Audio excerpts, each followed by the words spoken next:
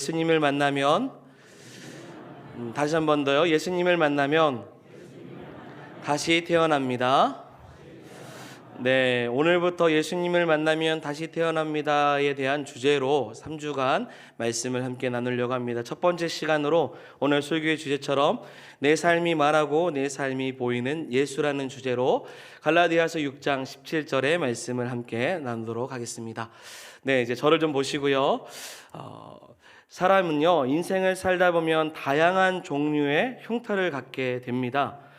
대부분 원치 않은 각종 상처의 흉터들이죠. 어떤 사람은 수술로 인해서 생긴 흉터를 갖기도 하고, 어떤 사람은 나이가 들어서 자연스럽게 몸에 생기는 노화의 흉터들이 이제 보통 갖게 됩니다. 저는 어렸을 때 유리컵을 깨트린 적이 있는데, 깨트렸을 때 유리 조각이 엄지발가락 위에 박힌 적이 있습니다. 그 흉터가 아직도 있어요. 축구할 때는 고등학교 때 축구할 때 손가락을 다쳐서 그때 인대 수술로 인해 생긴 흉터가 있습니다. 똑같은 두 손가락 중에서 이 손가락은 휘었죠. 흉터가 아직도 있습니다. 몇 년 전에는 왼쪽 손목의 혈관 확장 수술로 인해서 여기를 수술을 한 적이 있습니다. 어렸을 때는 연탄불에 달궈진 프라이팬 위에 있는 생선을 먹겠다고, 저 기억도 없습니다, 맨손으로 잡겠다고 그 프라이팬 위에 생선을 잡은 적이 있다고 어머니가 말씀하셨습니다. 지금도 화상 흉터가 손가락 3개에 있습니다. 왼손에는요, 화상 흉터가 있고요, 왼손에는 인대 수술한 흉터가 있고요, 왼손에는 혈관 확장 수술된 흉터가 있습니다. 오른손과 왼손 중에서 왼손이 굉장히 많이 40년 동안 고생을 했습니다. 그래서 저는 오른손과 왼손을 보면 오른손의 4번째 손가락은 마디와 마디가 잡아지는데 왼쪽은 안 잡혀집니다. 여기까지만 굽혀지더라고요. 이게 후유증이라고 할 수도 있겠죠. 제가 제 얘기를 하는 이유는, 사실 제 신체에 대해서 그냥 빗대는 이유는 제가 설교를 하니까요. 제가 말하는 사람이라 하는 거고요. 사실 이런 흉터는 저보다 이 자리에 있는 삶의 현장에 살아가는 모든 성도님들이 훨씬 더 많을 거라고 생각이 됩니다. 보통 제가 신방을 가면요, 목사님, 제가 옛날에 근종 수술을 한 적이 있어요. 목사님, 저는 옛날에 암 수술을 했어요. 목사님, 저는 2018년도에 혹은 2004년에 언제 정확하게 아주 병원까지 저한테 얘기하시면서 여러 가지 수술을 이야기를 하십니다. 그러면서 그 상처와 흉터를 이야기하면서 막 얘기하다가 보면 결국은 이 모든 게 간증처럼, 그런 가운데서도 하나님 나를 구원하셨다, 살려주셨다, 나는 그런 신방하면서 많은 이야기를 들을 때가 있습니다. 그뿐만 아니라 사람을 만나면서 받은 마음의 흉터가 있음을 또 고백하는 신방도 할 때가 있습니다. 부모로부터 받은, 어렸을 때는 여성들이 더 차별을 받았잖아요. 그러한 흉터들, 가정의 가난에서 내 마음에 그렇게 부유함을 누리지 못하고 찢어지게 힘들었던 그런 흉터들, 각종 시험을 봤는데 성공하기도 하지만 실패했던 그런 흔적과 흉터들이 사실 우리가 인생을 살다 보면 여러 모양으로 가지게 됩니다. 시간이 지나고 나면 그런 여러 모양을 보면서 우리는 뭘 하냐면 과거를 회상을 해요. 그때 나는 이걸 했지, 그때 나는 이런 일이 있었지.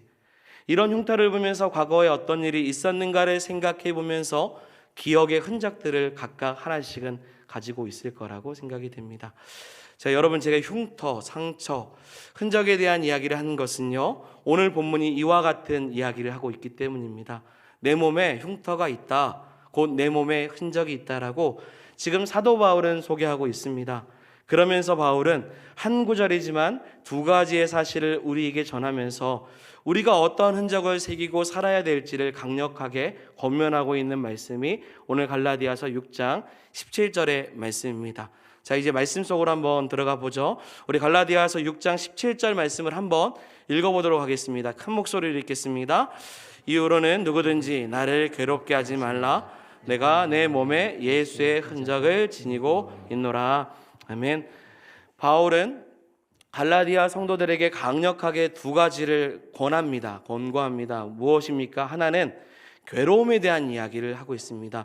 나를 괴롭게 하지 말라라고 오늘 본문에 말하고 있습니다. 또 하나는 서론의 예화로 다뤘던 것 같이 내 몸에 흔적이 있다라고 이야기를 하죠.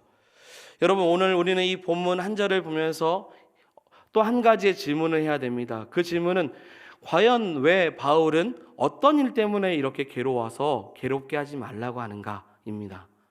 바울은 무엇 때문에 몸에 흔적이 생겼는가라는 것이죠. 더 나아가 바울은 그 흔적을 예수의 흔적이라고 부르는데 과연 무엇을 의미하고 있는가를 우리는 생각해 볼 수 있는 질문입니다. 세 가지죠. 왜 괴로웠는가? 몸에 흔적이 있다고 하는데 왜 흔적이 생겼는가? 그리고 바울은 그것을 예수의 흔적이라고 말하는데 그 의미가 무엇인가? 이 세 가지를 살펴보자라는 이야기입니다. 첫 번째는 바울은요, 자신을 괴롭게 하지 말라고 했습니다. 여러분, 그러면 바울이 괴롭힘을 받은 건데요, 누구한테 괴롭힘을 받았을까요?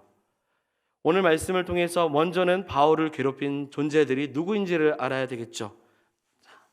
네, 신약 성경을 보면요, 초대교회에 들어가 보면 1차적으로 이 바울을 괴롭게 했던 사람은 갈라디아 교회 안에 있는 누구냐면 거짓 교사들입니다.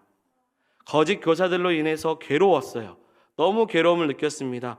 바울을 괴롭혔던 사람들이 거짓 교사들인데 어떤 괴롭힘이었냐면 그들은 오직 믿음으로 구원을 얻는다라는 그 진리를 어떻게 했냐면 부인합니다. 구원을 받기 위해서는 반드시 그 거짓 교사들이 이야기하는 게 무엇이냐면 모세의 법대로 할례를 받아야 된다라는 주장을 해요. 자, 갈라디아서 1장 7절의 말씀을 한번 읽어보도록 하겠습니다. 읽겠습니다. 다른 복음이 없나니 다만 어떤 사람들이 너희를 교란하여 그리스도의 복음을 변하게 하려 함이라. 아멘. 여러분, 여기서 어떤 사람들이 누구냐면 바로 거짓 교사들입니다. 그리고 다른 복음은 이 할례를 반드시 받아야만 구원을 받는다고 말하는 유대교적 율법적인 그 사고 방식입니다. 그 개념이죠. 계명이라고도 말할 수 있습니다. 그리고 7절의 말씀을 보니 다른 복음으로 인해서 무엇이 변화가 되죠? 그리스도의 복음이 지금 변화가 된다고 말합니다. 여러분, 다른 복음과 그리스도의 복음을 구별했습니다. 그리고 다른 복음이 그리스도의 복음을 어떻게 해요? 변하게 한다고 했어요. 여러분, 여기서 변하게 한다라는 말은요, 마치 어떤 의미냐면 여러분, 물이 피가 되는 겁니다. 바닷물이 민물이 되는 거예요. 결혼식 잔치가 장례식 애도가 되는 거예요. 빛이 어둠으로 바뀌는 것입니다. 무슨 얘기일까요? 극단적인 변화를 말하는 겁니다. 전혀 다른 성질과 형태 모양으로 변화되는 것을 말해요. 이것은 약간 다르다가 아니라 완전히 틀리다라는 것을 말하고 있어요. 다른 복음과 그리스도의 복음은 약간 다른 게 아니라 완전히 틀린 겁니다. 이렇게 완전히 틀린 사상과 종교를 가지고 거짓 교사들은 진리를 잠깐 왜곡하는 것이 아니라 완전히 틀어버리는 거예요.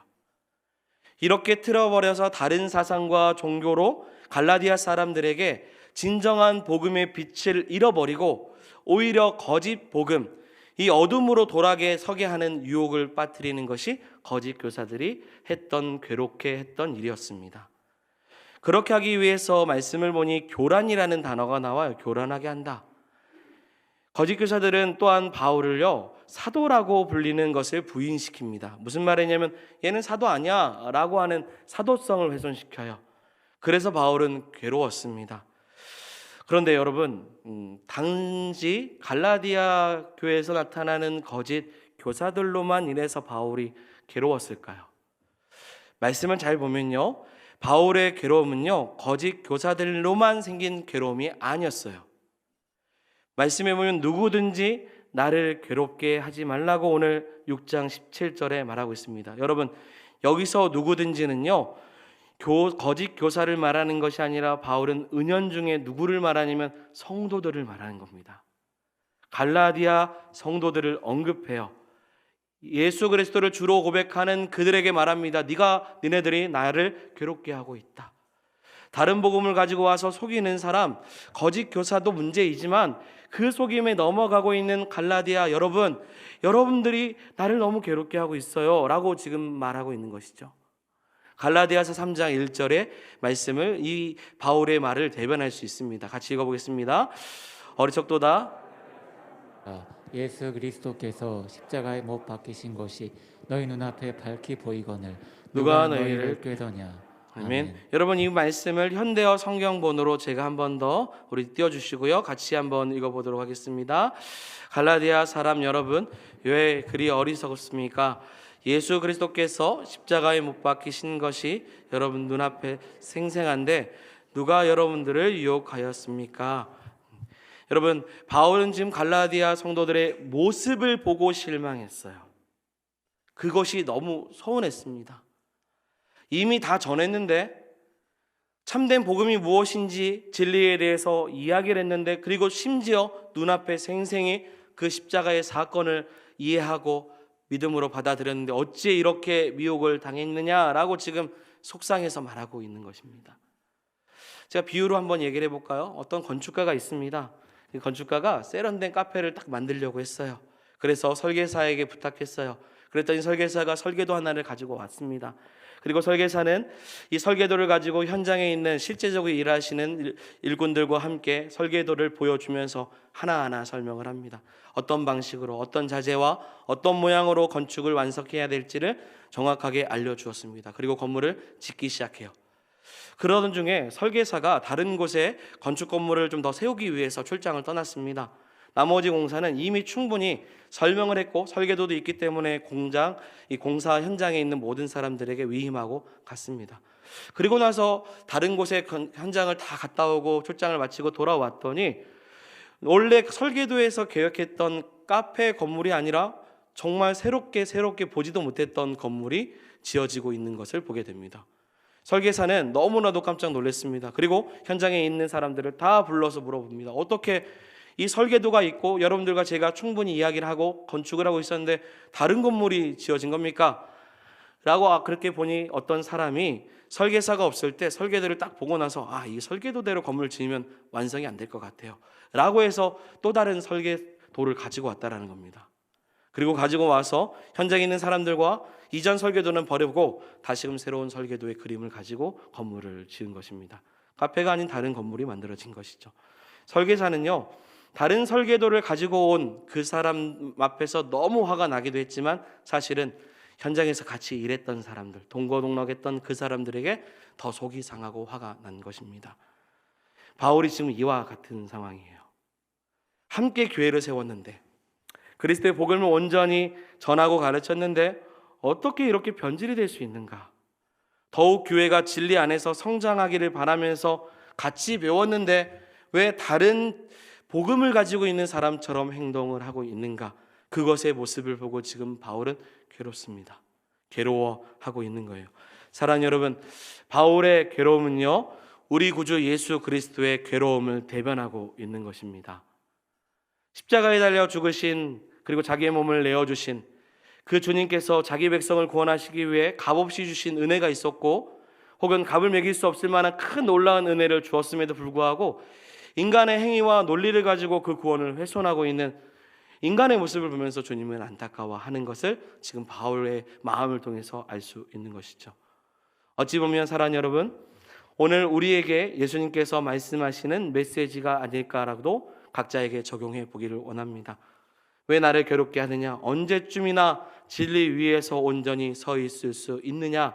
라는 질문이 저와 여러분들을 향한 질문이 될 수도 있다라는 것입니다. 여러분, 갈라디아 성도처럼 바울에게 괴로움을 주듯 우리 구주 예수 그리스도께 괴로움을 주는 사람이 없는가? 우리는 돌아봐야 됩니다.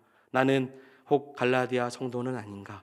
이미 복음을 알고도 진리를 깨닫고도 충분히 다 세워졌다고 생각했던 그 믿음과 신앙이 없어진 것처럼 오히려 날이 가면 갈수록, 해가 지나면 지날수록 더 뜨거워져야 되는 사람임에도 불구하고 오히려 직분은 쥐기만 있고 그에 따른 의무와 섬김은 없는 그런 나의 모습은 없는가를 돌아보자라는 것입니다. 12월이잖아요. 우리 한 해 동안을 돌아보면서 나는 얼마나 예수 그리스도의 기쁨이 되기 위해서 살아갔는지를 저와 여러분들이 돌아보기를 소망합니다. 이 자리에 있는 우리가 주님을 괴롭게 하지 않는, 오히려 주의 기쁨이 되는 성도가 되기를 주의 이름으로 축원드립니다. 우리를 구원하셨다면 그리스도 예수를 자랑하도록, 그리스도 예수를 알고 더욱더 헌신하고 수고하는 성도가 되기를 소망합니다. 코로나 이후에 한국 교회에서 가장 큰 이슈 두 가지가 있습니다. 그 중에 하나는 제가 상반기 때도 한번 소개했던 건데요. 예배의 주도권이 하나님께 있지 않고 내게 있다라는 것입니다. 또 하나의 이슈는 하나님을 섬기는 자리로 나아가는 것을 오히려 부당하게 여기는 태도가 한국 교회 각 교회마다 어려움 속에서 나타납니다. 실제로 그렇습니다. 예배를 선택합니다. 내가 예배의 주권자가 되고 주도권을 가져요. 실제적으로 보면 여러분 예배 안에 들어오면 원래 세상의 것들은 다 못합니다. 그렇죠? 예배 안에 들어오면 세상에서 누릴 수 있는 거 누울 수 있습니까? 아니면 돌아다닐 수 있습니까? 전화할 수 있습니까? 다 못해요. 원래 그런 거 못해요. 왜냐하면 세상을 단절하고 하나님께 집중하기 때문입니다. 그런데 자연스럽게 그것이 익숙해집니다.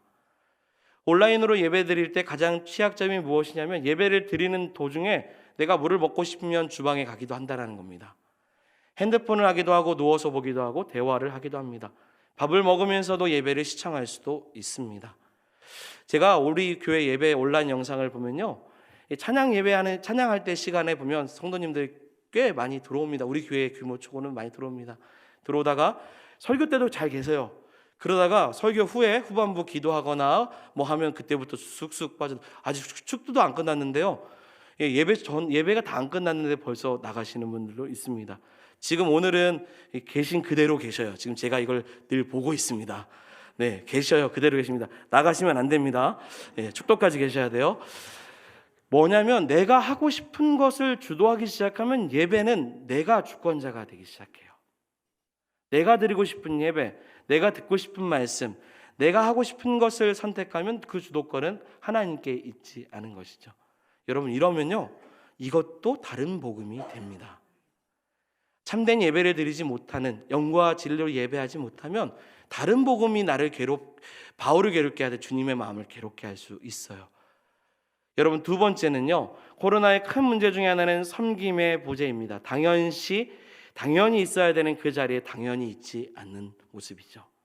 어떤 특정 사람만 하겠지라는 것과 꼭 내가 그것을 해야 되나, 나는 충분히 섬기고 있는데 더 해야 되나라는 그 마음을 갖기 시작한다는 거예요. 왜냐하면요, 코로나 3, 4년 사이에 많은 교회가 섬김과 봉사의 자리가 많이 부재하기 때문입니다. 할 수 있는 일이 없었어요. 그래서 무엇인가를 다시 하려고 시작했을 때 많은 목사님들의 그 어려움 중에 하나는 섬길 사람이 없다라는 겁니다. 봉사할 사람이 없어요. 여러분, 섬김과 봉사는 누구에게 하는 겁니까? 전 누구와 대화를 하는 겁니까? 누구에게 하는 거죠? 하나님께 하는 것입니다. 여러분, 그러면 하나님께 하기 때문에 그러면 봉사를 통해서 누구를 만나는 겁니까? 결국은 하나님을 만나요. 하나님께 복을 받습니다. 저는 봉사하다 복을 받는다고 저는 생각합니다. 다들 뭐 그런 얘기하죠. 복 받으려고 하는 거 아니에요. 예, 그렇죠. 복을 받으려고 하셔도 안 됩니다. 뭐 그렇게 말하는 사람도 있습니다. 근데 저는 좀 다릅니다. 예배를 드리는 사람이 복 받습니다. 섬기는 사람을 하나님께서 주목하세요. 기복신앙이 아니에요. 하나님 너무 사랑하면 하게 되어 있습니다. 하나님이 아무것도 안 하는 것보다 하는 사람을 기억하시고 하나님을 생각하고 예배하는 사람을 하나님께서는 기억하시고 축복하신다는 겁니다. 하나님을 온전히 바라보는 마음이 있으면요, 하나님 기뻐하시는 일을 위해서 내가 무엇을 해야 될까를 늘 생각하게 되는 것입니다. 지금 바울이 말하는 게 이거예요. 뭐냐면 날이 가면 갈수록 진리를 따르고 주를 섬기는 자리에 나아가야 되는데 왜 다른 복음과 같이 계속 복음과 멀어지는 삶을 살아가고 있느냐라는 것이죠. 진리와 다르게 어떤 행위를 쫓아가기 위해서 살아가는 삶으로 타협한 신앙을 가지고 살아가느냐, 그래서 왜 주님을 괴롭게 하느냐라고 말씀하고 있는 것입니다. 사랑하는 여러분, 오늘 말씀을 통하여서 주님을 다시 한 번 더 기쁘시게 하는 저와 여러분들이 되기를 소망합니다. 제가 이제 곧 우리가 3주차 되면 임명주의를 통하여 내년에 또 섬길 귀한 자리들을 임명하게 됩니다. 우리가 기도하는 자리든 봉사하는 자리든 그 자리를 통해서 예수 그리스도의 그 영광을 나타내기 위해 내가 무엇을 해야 되는지를 생각해 보는, 또한 미리 준비하는, 지난주의 기도와 같이 작정으로 좀 준비하시는 저와 여러분들이 되기를 소망합니다. 그렇다면 이후로 나를 괴롭게 하지 말라고 말했던 바울은 그 다음에 무엇을 말합니까? 우리 17절 하반절의 말씀을 보니 내가 내 몸에 예수의 흔적을 지니고 있노라 라고 말하고 있습니다. 내 몸에 무엇이 있습니까? 예수의 흔적이 있다고 말하고 있습니다. 여러분, 바울은요, 괴롭게 하지 말라고 말한 후에 흔적을 말합니다. 바울의 이 적대자였던 거짓 교사들이 몸에 뭘 하기를 원했냐면 할례를 하기를 원했습니다. 할례를 해야 구원을 받을 수 있다라고 여겼어요. 할례의 흔적을 강조했습니다. 할례는요, 이스라엘 민족에겐 굉장히 중요한 신앙의 뿌리입니다. 유대교의 굉장히 중요한 정신이에요. 할례가 무엇입니까? 원어로는요, 둥글게 자르다라는 뜻이 있고요, 칼자국을 내다라는 뜻입니다. 음경의 포피를 잘라내는 행위를 할례라고 말합니다. 할례는 하나님과의 언약의 표징입니다. 하나님은 아브라함과 언약을 맺을 때 할례를 행하셨고, 이스라엘 민족과도 그들이 난 지 8일 만에 할례를 행할 수 있도록 언약의 표징을 그들에게 허락해 주셨습니다. 갈라디아서 나오는 거짓 교사들은 같은 논리를 해요. 하나님과 진짜 언약을 맺고 구원을 받고 싶으면 할례의 흔적이 있어야 된다. 그걸 분명히 지금 소개하고 있는 겁니다. 그러나 바울은 동의하지 않아요. 갈라디아서 6장 15절의 말씀입니다. 같이 한번 읽어보도록 하겠습니다. 갈라디아서 6장 15절 읽겠습니다. 할례나 무할례가 아무것도 아니로되 오직 새로 지으심을 받은 것만이 중요하니라. 아멘. 여러분, 무슨 말입니까? 할례, 무할례 중요하지 않다라는 거죠. 더 중요한 것은 무엇입니까? 새로 지음받은 것입니다. 다시 거듭나는 거예요. 여러분, 예수님을 만나면 다시 태어나는 줄 믿습니다. 신앙은 외적으로 할례의 흔적을 받고 율법을 행하는 것이 옳으냐 옳지 않느냐를 말하는 게 아니에요. 신앙의 핵심은 내 안에 그리스도로 인하여서 다시 거듭나게 태어났는 예를 묻는 것입니다. 그렇다면 우리는 어떻게 새롭게 지음받습니까? 고린도전서 5장 17절 말씀입니다. 읽겠습니다. 그런즉 누구든지 그리스도 안에 있으면 새로운 피조물이라. 이전 것은 지나갔으니 보라 새 것이 되었도다. 아멘. 여러분, 그리스도 예수 안에 있어야 가능한 줄 믿습니다. 그리스도 안에 있으면 새롭게 지음받은 자가 될 수 있는 거예요. 저와 여러분들이 그러하기를 소망합니다. 세상과 타협하지 않고 자신의 공로가 아닌 다른 할례의 흔적이 아닌 예수 그리스도의 그 보혈의 공로로 인하여서 우리가 하나님의 자녀가 된 것을 우리는 믿음으로 선포하고 살아가야 될 줄 믿습니다. 바울이 지금 말하고 있는 그 흔적이 이야기입니다. 예수의 흔적. 당시 일부의 신비주의자들은요, 예수의 흔적이라는 것이 마치 깊이 오랜 시간 동안 기도하고 수련하다 보면 그랬대요. 당시 보면 자기도 모르게 손에 예수님의 그 십자구, 그 못자국이 막 새겨지는 것을 생각하게 되면 그게 생긴다고 여겼다고 합니다. 그래서 자신의 몸에 무슨 흔적이 생기면 와, 내가 이만큼 헌신했고 이것이 헌신의 척도로 생각을 해서 바로 이것이 예수의 흔적이다. 바울이 말했던 것이 이거군요 라고 수도자들은 그렇게 여겼다고 합니다. 그런데 바울의 예수의 흔적은요, 이와 같은 흔적을 말하는 게 아니에요. 보편적으로 성경에서 말하는, 바울이 말하는 예수의 흔적은 박해로 인해 남은 흔적입니다. 바울이 사도의 직무를 감당하기 위해 예수를 위해 살면서 생겼던 고난의 흔적이에요. 고린도후서 11장 23절부터 27절의 말씀을 보면요, 띄워주시고요, 저 노란 글씨를 좀 보시고 제가 보겠습니다. 23절에 보면 옥에 갇히기도 했습니다. 정말로 수 없이 많이 맞았습니다. 여러 번 죽을 뻔했어요. 24절에 보면 40에서 하나 감한 매를 5번이나 맞았습니다. 3번 태장을 맞았고 1번 돌로 맞고 3번 파선하고 일주야를 깊은 바다에서 지내기도 했습니다.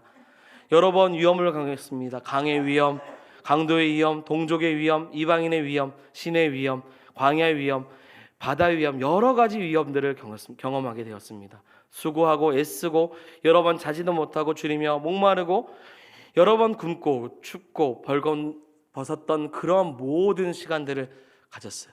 그러면서 바울이 무엇이 생겼냐면 예수님으로 인하여서 수없이 맞았던 매의 흔적이 생긴 겁니다.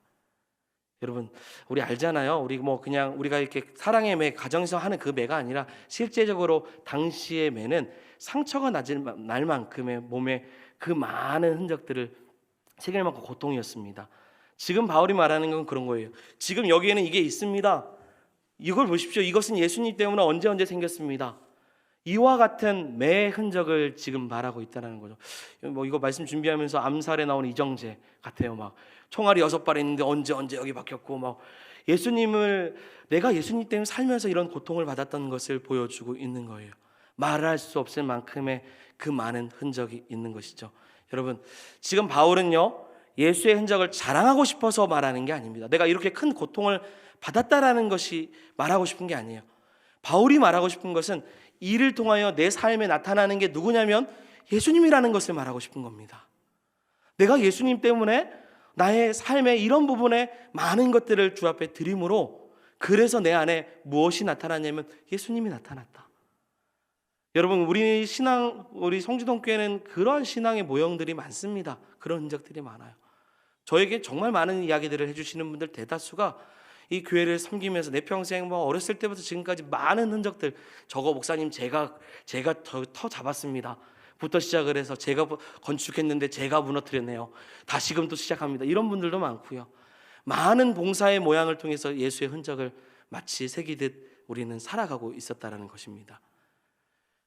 지금 바울은 그와 같은 이야기를 하면서 자신이 예수 그리스도의 십자가 외에는 결코 자랑할 것이 없음을 말하며 자신이 아니라 그런 고난을 통해 예수님이 증거됐는데 왜 예수님을 믿지 않고 세상의 복음, 다른 복음을 쫓아가는지를 묻는 것입니다.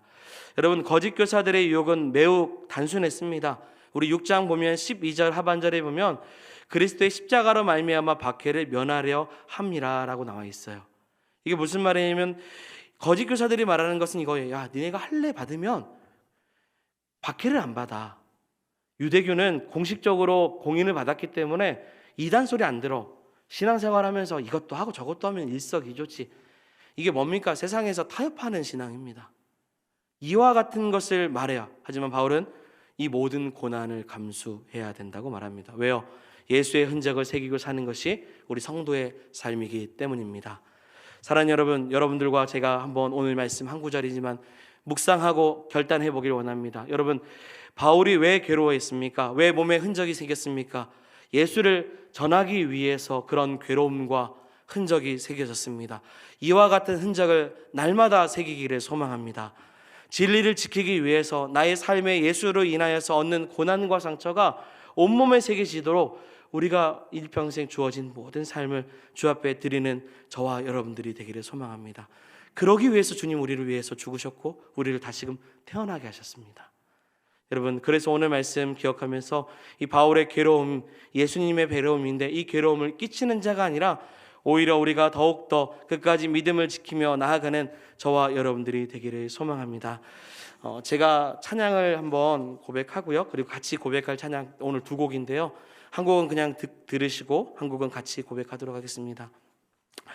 네, 저는 예전에도 한번 불렀던 찬양인데 예수의 흔적이라는 찬양입니다. 여러분, 이거 낯설고요, 또 어렵습니다. 그냥 들으십시오. 한번 듣고 그 다음 찬양은 같이 고백하겠습니다. 예수 십자가는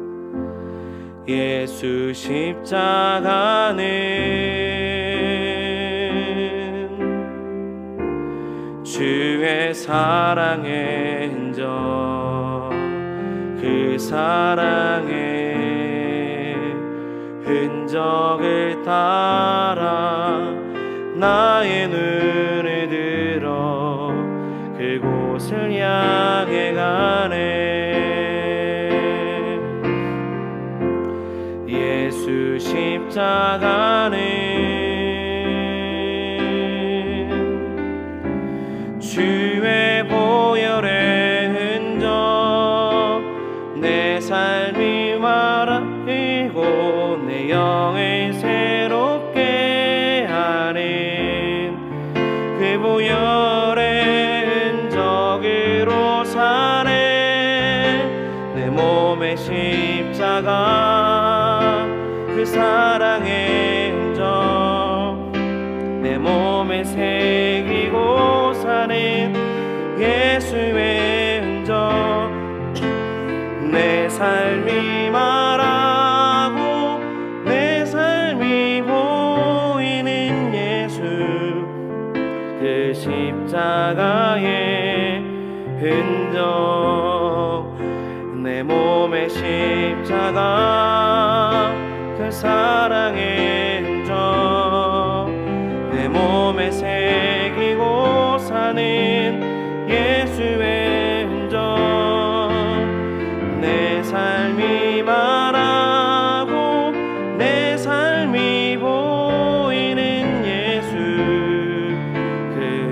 십자가의 흔적.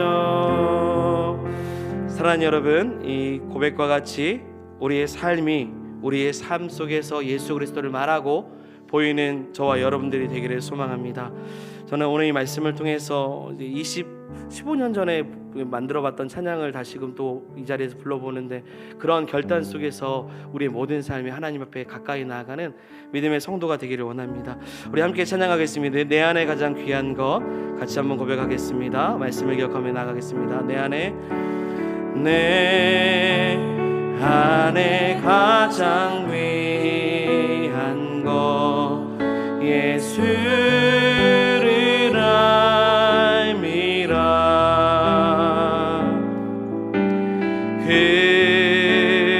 금은보다 더 귀한 것 예수를 알미라. 내 안에 가장 귀한 것, 내 안에 가장 귀한 것 예수를 알미라.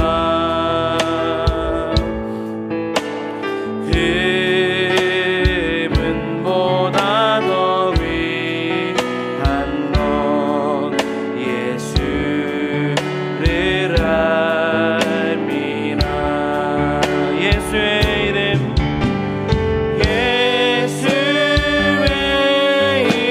이름, 존귀한 그 이름, 예수의 이름, 능력의 그 이름. 세상 지식보다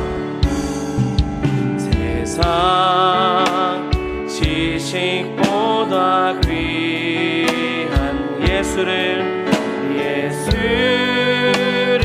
알미라. 내 안에 가장 귀한 것 예수를 알미. 우리 다 같이 예수의 이름, 예수의 이름, 존귀한 그 이름, 예수의 이름, 능력의 그 예수의 이름, 존귀한 그 이름, 예수의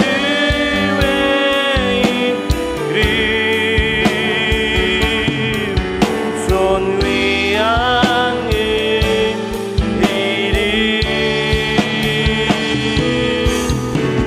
예수의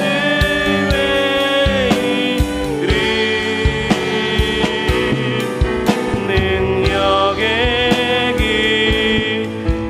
이름. 내 안에 가장 귀한 것, 내 안에 가장 귀한 것 예수를 알미라.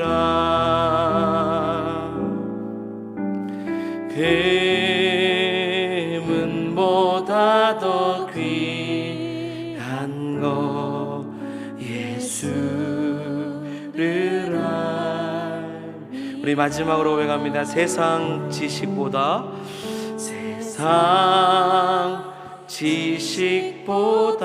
귀한 것 예수를 알미라. 내 안에